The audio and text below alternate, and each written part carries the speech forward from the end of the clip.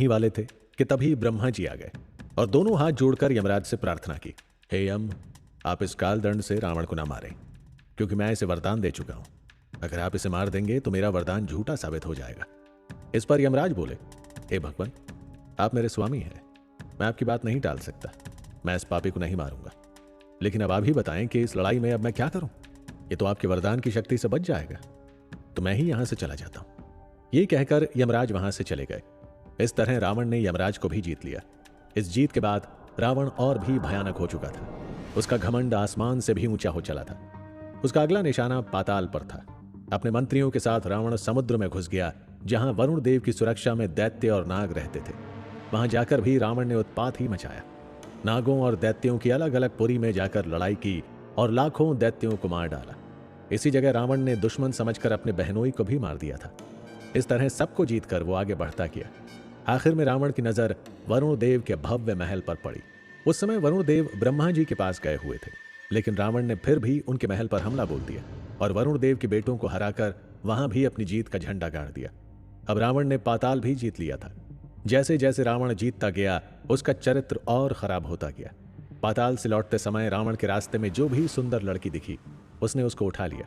इस तरह उसने जाने कितने ही राक्षसों, दैत्यों, इंसानों, नागों और यक्षों की बेटी बहुओं को अपने विमान में बैठा लिया था। उसके डर से कांपती हुई सभी महिलाएं रोती रहीं, लेकिन रावण के मन पर जरा भी असर नहीं पड़ा। उन सभी को रावण अपने साथ लंका ले आया।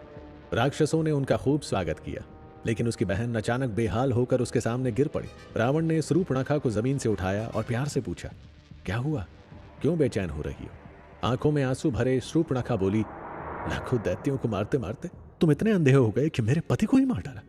तुम्हारी वजह से मुझे विधवा की जिंदगी जीनी पड़ रही है। अब तो मेरे भाई नहीं रहे, तुमने मेरी जिंदगी खराब कर दी। रावण ने अपनी बहन को गले लगाकर कहा, धीरज रख बहन, लड़ाई में मैं अपने पराये का अंतर नहीं समझ पाया। तेरा पति गलती से मेरे हाथों मारा गया। अब तू अपने धनवान और वैभवशाली भाइयों खर और दूषण के साथ जाकर रहे। तेरे वो भाई अब से 14,000 राक्षसों के मालिक होंगे और तू जो भी कहेगी वो करेंगे। तो उनके साथ जाकर सुख से रहे।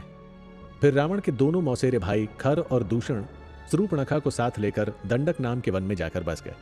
इस तरह अपनी बहन के सुख का इंतजाम करके रावण को थोड़ी राहत मिली। वहीं लंका आने के बाद उन सभी दुखी महिलाओं ने रावण को श्राप दिया कि तू एक स्त्री की वजह से ही मारा जाएगा। इस श्राप के असर से रावण की वीरता कम होने लगी और उसके चेहरे का तेज भी धीरे धीरे खत्म होता जा रहा था। अब रावण की अगली चाल क्या होने वाली थी? क्या पापी रावण दूसरों की बहु बेटियों के साथ जबरदस्ती करने वाला था, या किसी और देश पर हमला करके सबको सताने वाला था? धरती से आसमान तक सबको एक ही चिंता खाई जा रही थी। तो रावण के इस आतंकी चरित्र से आपको क्या सीखना चाहिए? पहला तो यह कि अपनी बहन के सुख का इंतजाम करना और दूसरों की बहन बेटियों पर अत्याचार करना रावण का दोहरा चरित्र दिखाता है। तो आप ऐसा बिल्कुल ना करिए।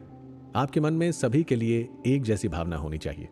दूसरा ये कि सब कुछ पा लेने के जुनून में जैसे रावण ने अपने सुखों की हत्या कर दी थी, वैसा आपको नहीं करना है। सोने की लंका का राजा होकर भी रावण उसका सुख कभी नहीं ले पाया।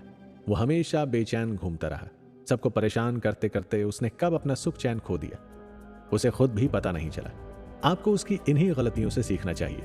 चलिए अब बढ़ते हैं अपने अगले एपिसोड की तरफ।